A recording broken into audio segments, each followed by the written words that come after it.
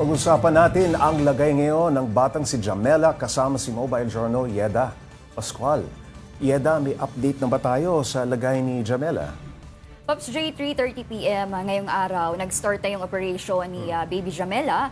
At according nga sa doktor ng bata, 4 hours yung itatagal ng operation. So hanggang ngayon, dasal at talagang nananalig yung kanyang family, kanyang mga magulang na maging successful yung operation ni Baby Jamela. May posibilidad daw, Yeda, na mabulag itong si Jamela, no? Kung itong pamamaga lumala pa yung kondisyon. Kamusta na yung lagay ng paningin? Kamusta ang vision nitong si Jamela, ng bata?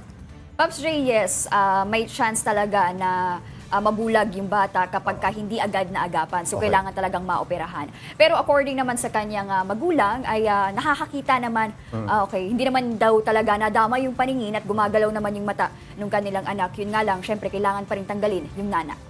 Walang epekto yung infection sa ngayon. Malinaw pa yung vision itong si Jamela. Yes, malinaw pa naman so far. Okay. Paano nagkaroon ng sira? Yung mga, of course, ang bata, mahilig sa sweets at minsan, kinakailangan linisin ang ngipin pagkakain. Kamusta ba ang dental hygiene ng bata? Pops Ray, ayan, syempre, nabanggit mo yung mga bata talaga mahilig yan sa matatamis. Kakain lang ng candy yan. Yes, syempre, hindi din nasusubaybayan ng mga magulang yung kanyang kinakain. So, di din nila alam kung baka dahil nga doon, di nila nasusubaybayan, kaya nagkaroon ng sirang ngipin yung kanilang anak. Naikwento ba nung nanay na, tamad niyang ayaw nga magpasipilyo niyan kung hindi niya pa kaya, no? Pero, yung dental, yung habit ba ng paglilinis ng ngipin, naikwento ba sa'yo kung paano?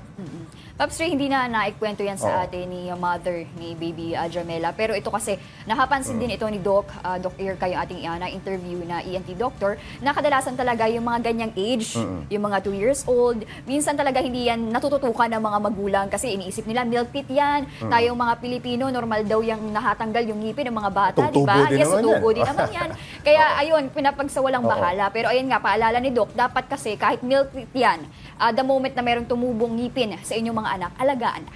Kapag nabulok yung ngipin, kinakailangan bang ipabunot agad? At bang ginagawa dito? Kailangan bunutin?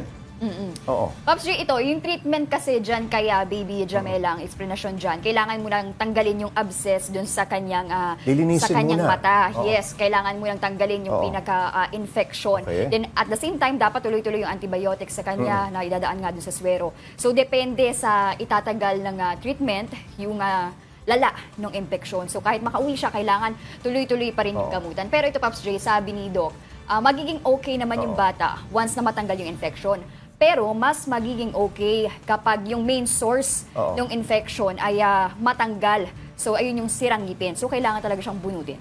Correct. At nabanggit mo sa report mo na posibleng mahantong. No? Ito yung worst case scenario, posibleng mahantong sa kamatayan kapag hindi ito nagawa ng paraan. Tama ba? Paano nangyari yun? Yes. Pops Ray, the moment na umakyat yung infection sa orbital area, yung pinapaliwanag sa atin ni Doc, maaaring magkaroon ng meningitis. Ibig sabihin kasi ng meningitis, Pops J, nag-swell yung utak natin. So isipin mo kung may infection yung utak, lumalaki siya, tapos ang problema, may skull tayo, matigas, hindi siya nag-e-expand. Correct. Ang problema kasi, Pops J, sa buong parte ng katawan natin, yung brain cells natin, hindi siya nag-heal. So kailangan, kapag merong mga ganitong sakit, kailangan talaga siyang agapan kasi maaari talaga siyang ikamatay. Ano ang ikinabubuhay ng magulang ni Jamela? Paano nila natutustusan yung mga hospital bills ng bata? Pops Ray, talagang hirap at hindi nila alam kung saan sila kukuha ng ipantutustos dyan kasi yung father ni Jamela ay construction worker, samantalang yung kanyang mother naman ay housewife at nag-aalaga kay Jamela sa isa niya pang kapatid.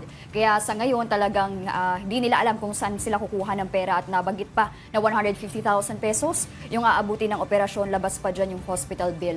So talagang ayan, kaya nananawagan sila ng tulong na sana nga ay makalikom sila ng ganitong pera para maipambayad sa ospital. Maraming salamat. Mobile Journal Yeda Pascual.